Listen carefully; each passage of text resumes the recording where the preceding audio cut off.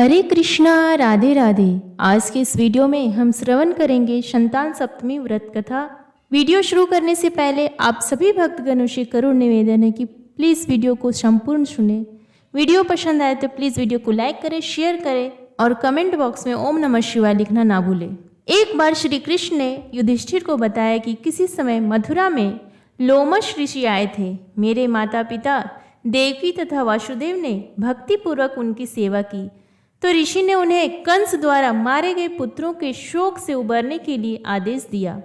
हे देवकी, कंस ने तुम्हारे कई पुत्रों को पैदा होते ही मारकर तुम्हें पुत्र शोक दिया है। इस दुख से मुक्त होने के लिए तुम संतान सप्तमी का व्रत करो। राजा नहुष की रानी चंद्रमुखी ने भी यह व्रत किया था, तब उसके भी पुत्र नहीं मरे। यह व्रत तुम्हें भी पुत्र शोक से मुक्त करेगा।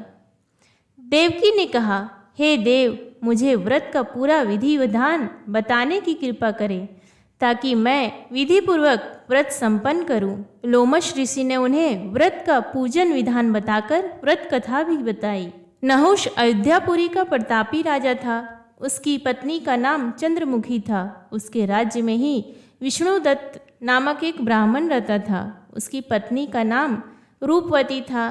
रानी चंद्रमुखी तथा रूपवती में परस्पर घनिष्ठ प्रेम था। एक दिन वे दोनों सरयू में स्नान करने गईं। वहाँ अन्य स्त्रियां भी स्नान कर रही थीं। उन स्त्रियों ने वहीं पार्वती शिव की प्रतिमा बनाकर विधि पूर्वक उनका पूजन किया।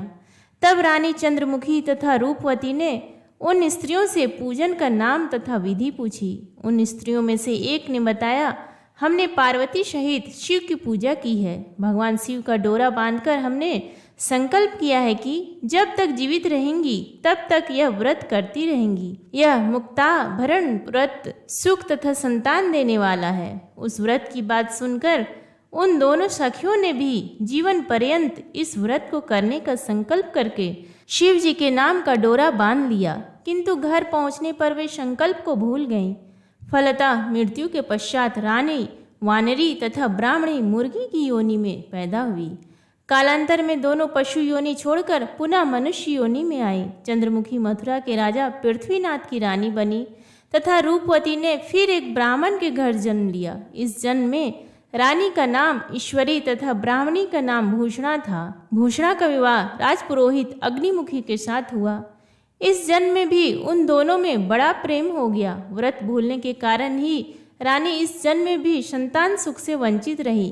पौढ़ावस्था में उसने एक गूंगा तथा बहरा पुत्र जन्मा, मगर वह भी 9 वर्ष तक ही जीवित रहा। भूषणा ने व्रत को याद रखा था, इसलिए उसके गर्भ से सुंदर तथा स्वस्थ 8 पुत्रों ने जन्म लिया। रानी ईश्वरी के पुत्र शोक की संवेदना के लिए एक दिन भूषणा उससे मिलने गई। उसे देखते ही रानी के मन में ढा पैदा हुई। उसने भूषणा को विदा करके उसके पुत्रों को भोजन के लिए बुलाया और भोजन में विष मिला दिया, परंतु भूषणा के व्रत के प्रभाव से उनका बाल भी बांका न हुआ। इससे रानी को और भी अधिक क्रोध आया। उसने अपने नौकरों को आज्ञा दी कि भूषणा के पुत्रों को पूजा के बहाने यमुना के किनारे ले जाकर गहरे जल में धकेल दिया जाए, किंतु भगवान शिव और माता पार्वती की कृपा से इस बार भी भूषणा के बालक व्रत के प्रभाव से बच गए।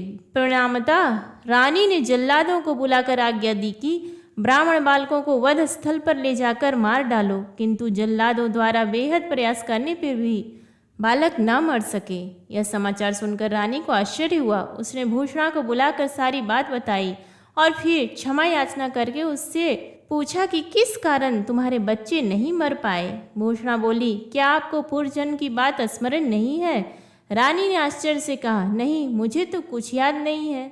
तब उसने कहा, सुनो, पूर्व जन्म में तुम राजा नहुष की रानी थी और मैं तुम्हारी सखी। हम दोनों ने एक बार भगवान शिव का डोरा बांधकर संकल्प किया था कि जीवन पर्यंत संतान सप्तमी का व्रत किया करेंगी, किंतु दुर्भाग्यवश हम भूल गए और व्रत की अवहेलना होने के कारण विभिन्न योनियों में जन्म लेती हुई अब फिर मनुष्य जन्म को प्राप्त हुई हैं। अब मुझे उस व्रत की याद हो आई थी, इसलिए मैंने व्रत किया। उसी के प्रभाव से आप मेरे पुत्रों को चाह कर भी न मरवा सकी।